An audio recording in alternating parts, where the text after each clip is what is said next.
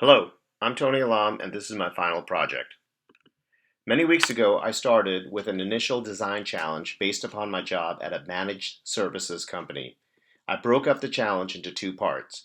First, how can we provide our clients with a better capacity management experience?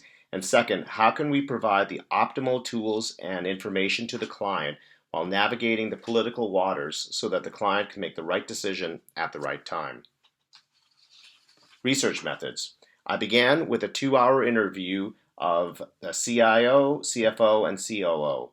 Quickly, I realized that I had to focus on one persona due to time constraints, and I chose the CFO. I began with an empathy map and continued with the user journey map, and of course, in between, I created the persona map. The persona definition. Takeaways. From the empathy map, my takeaway was the shock I felt to hear the blatant sexism and misogyny that's directed at our female CFO. Working through the company dynamics, it seems that the more their discussions are data driven, the more professional the environment can be. And moreover, having proper data also enables our CFO to be a facilitator versus a gatekeeper. The takeaway from the user journey map is that this data is very hard to get, and the process of doing so brings up the dysfunctional dynamics at the company. Overall, we do hope to reduce the time to execution by 75%. After using the research methods, I did change my design challenge. I could see that the problem is somewhat systemic in that our CFO relies on the operations team who are not empowered to help her. Thus, I changed my design challenge to be focused on empowering our client CFO with reports and data analysis so that she can cut through the noise. And while we start with the CFO, the solution should help all other stakeholders at the company.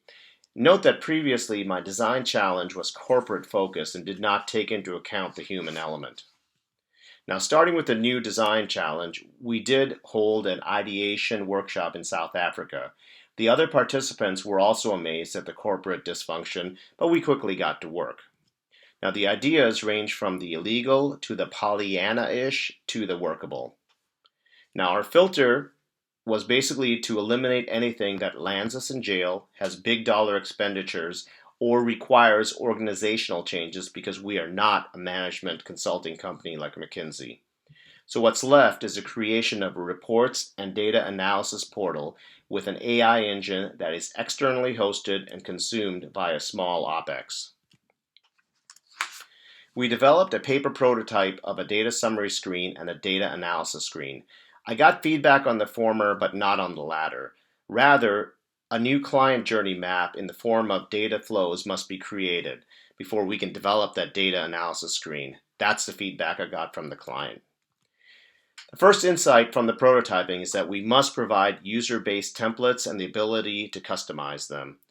The second insight resulted in a value pivot. Our initial billing model was a small monthly fee, but the client only wanted a consumption model. This is not aligned with how our AI vendor bills us, but we have a few options as you can see on the screen. Design solution. Now, our design solution is based on these three major value areas.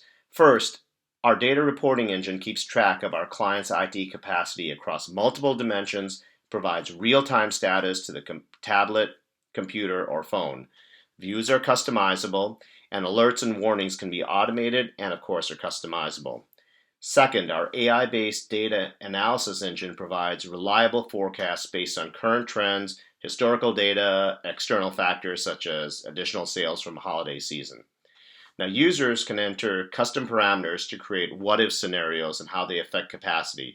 An example would be moving resources across cloud environments.